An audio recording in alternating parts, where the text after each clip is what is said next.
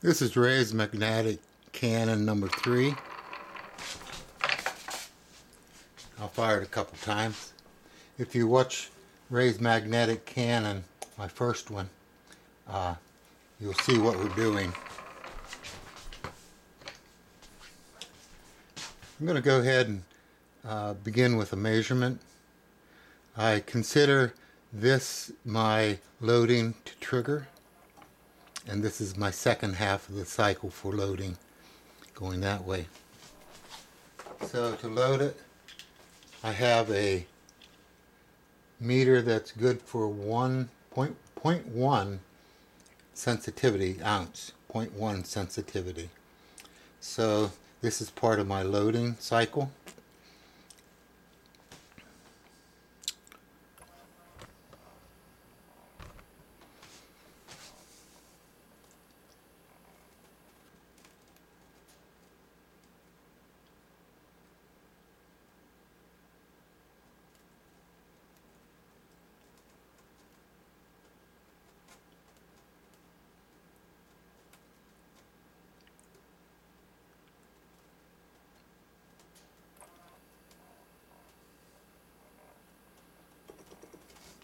It went minus.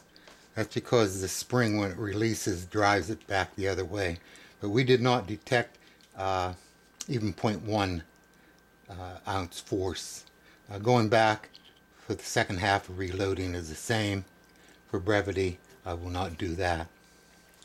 So what we want to do now is to see what the force is for the output. I consider this part loading, the input, this is the output.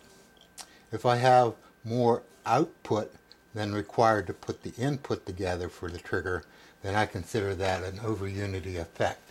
You may come to a different conclusion, that's okay.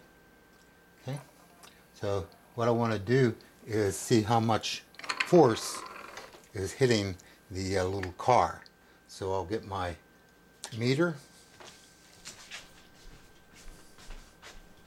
The meter is good for sensitivity of 0.1. So if we have more than 0.1 for my output, then I would consider that pretty good. Okay.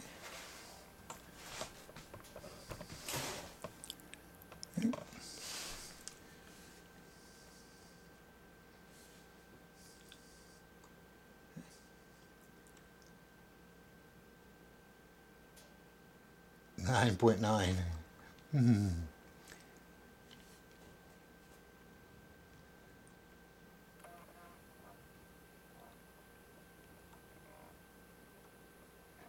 I got my 10. I want to show you a little bit of the breakdown of my setup also.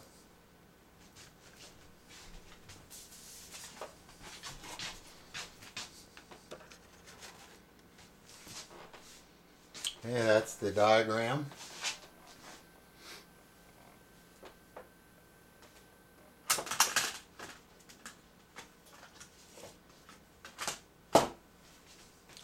I want to point out a couple of these things here. I'll give you, this is a little blade. Let me use something that's non-magnetic. These are magnetic items, so you have to be kind of careful when you work with them. So this is a blade from a hacksaw, and that's over there. Brings down the neutral zone a little bit just to make things easier. Down, you can kind of see that down here, there's another blade. And what this does, it raises this magnetic force or field upward. Anytime you have a break in the continuity of the field, it purifies it, it seems so. So this is a right angle from this plane here. This is a magnetic plane. This is a right angled plane, and it seems to purify it. And the same thing up here. This is, of course, your, these are all north going around. These are 1/8 by 1/2 neos. There's 12 in each one, and a 1/2 inch bar in between.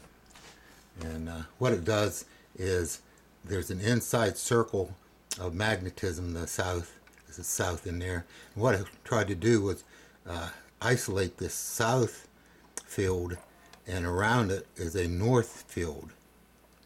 So I tried to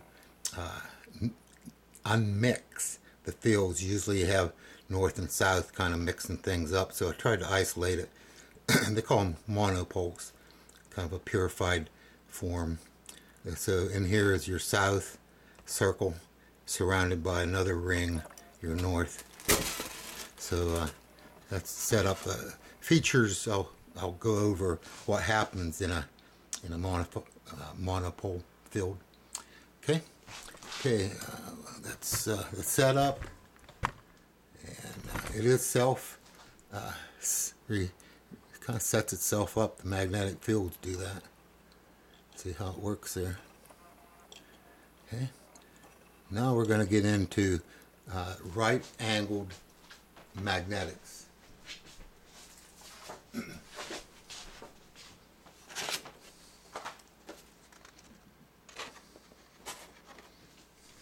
can see that there is a plane of magnetics here, and then at a right angle for my rotor, it's at a right angle. And we're going to see some things, but I'll start here. We're all familiar with face-to-face magnetics. That's what I call them. They're in line with each other. So here we have a north and a south, and as here they attract. Now if you have two like poles, then they repel each other. That's face-to-face magnetics. But here we'll find that it's just the opposite. Instead of like poles repelling, they actually tend to attract in a certain fashion, and unlike, repel. And I'll demonstrate that.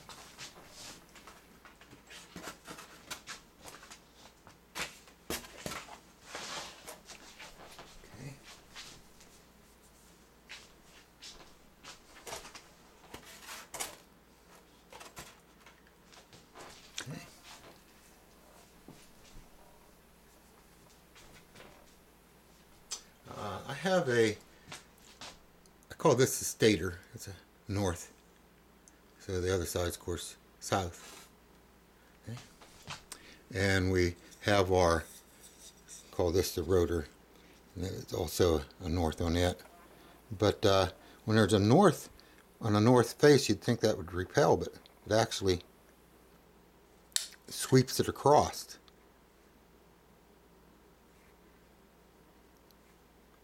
And oppositely, if you have a south pole in the north, instead of attracting, there's repelling. It won't let it come through. And why that does that?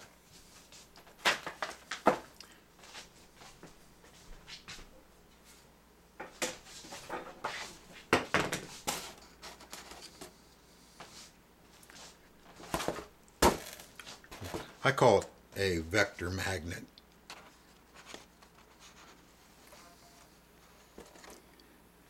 I'll illustrate this also. These are actually offset instead of being face to face. They're offset. And they're also at right angles. I'll move this over so I get out of the influence of my setup there. Okay. Here's my magnet again. North. Here's my compass. There's the north. But when I angle my magnet around, you'll see that now we have east. Now we have south, east, north.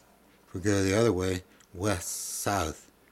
So it's almost like a wheel going around there. Instead of just north and south, we have south, southwest, west, north, east, south, east, north. So these are called vector magnetics, my terminology. And so you have this going on, and also your rotor magnet would be doing the same thing as your rotor magnets coming across there. Let's say this is your rotor. So here we're the stator magnet, we're at southwest or northwest, and it's looking at a northwest. And by the time it comes over dead center here, north is now looking at west. So in effect, we're having a change as the direction of movement comes across linearly. We have these changes in vectors changing like a wheel. And if you get these wheels changing just the right time, then they just kind of work themselves and they turn themselves. I had a video Ray's magnetic wheel, and I thought perhaps a magnet had a spinning wheel that was there all the time. But in light of this, I think with the movement, as soon as you get it started, then as the linear movement takes place in relation to each magnet looking at the other, then there's a changing like a wheel, and they just flip this way, or if they're the other way, then they repel. So this is what my basis of my magnetic cannons are set up for. There's a couple other principles I want to go through, but now you can kind of see what a right and a right angle magnetics, what it's doing here. Okay. So we have a right angle magnetics, and in that field it will do a certain spin to it. Okay, so whenever you see me doing anything with magnets, iron and so forth, this block of iron here is just more of a magnifier. It takes that center circle, that south, and just kind of amplifies it. But also when you see me doing things with iron, there's several things. Well, if we have a north pole, this actually draws this north pole upward out of this strong south-north flux. So it lifts this north face more out of this mixture here, so it becomes more like a monopole. And you can see different things, effects with that. Also, if I have let me get my nail. In the center of any north and south magnet, whether they're separated or one magnet together, there is in the middle a neutral zone and an iron nail at the ends, very, very strong, but in the center. And the same holds true with a magnet. If this is a magnet, you'll still have a little bit, but not as much as you would think. And you can get different effects that way. So if you have a magnet, you can see where the ends are very, very powerful. And this space in between, it's kind of hard to get it through there. So I thought, well, if I put a piece of metal here, use it as a diffuser. And it diffuses all this magnetic field into more like a window in here. So now it's more like a neutral zone, but at the ends, if you had a magnet here, there's still a field coming out this way. So if you get the right magnet, it'll give it a little bit of a fling, or it brings it in without that strong transition in there. Kind of, so it uses for a diffuser also, and also you can use it for a neutral zone. We already did that there. See, I think we did that. So, ooh. Watch your fingers. So, in between two unlike magnetic faces, there's a neutral zone. So that Also, I can use it for a shield. So when you see me doing that, I use it for certain purposes. Okay, let's fire it a little bit again. So we have the input 0.1 and the output around, we had something like 10 ounces. So if you're looking for input to output ratio, that's about 100 to 1. Let's say, even though this did not show up on my 0.1 scale, let's just say it was 0.1 force. So I have 0.1 force to load it, and you have to work out distances and so forth. You have about 2 inches travel here, 2 inches travel there, and the firing is about 1 inch. But but you have output at around 10 or a little bit over 10 ounces.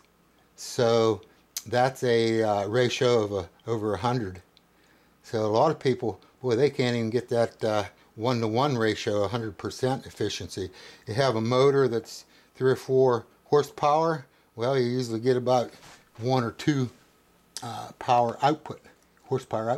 This one's just the opposite. So instead of having less, we actually have more, 100 times more, if you're just going with the forces.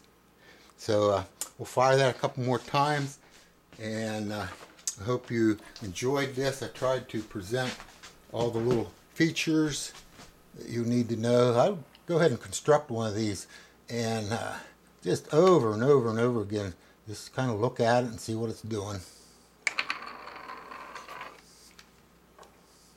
You can look at my original. It was about 4 ounces output. This one's about 10 ounces. So it has a lot more oomph to it, which is nice. I'll go ahead and fire it from this side. So it's a lot of fun. I may be off the rocker here in a lot of things, but I think it's worth more investigation. At least it's a very novel way of using magnetics. I've never seen anybody use magnetics like this before. So thank you very much for watching. We'll see you next time.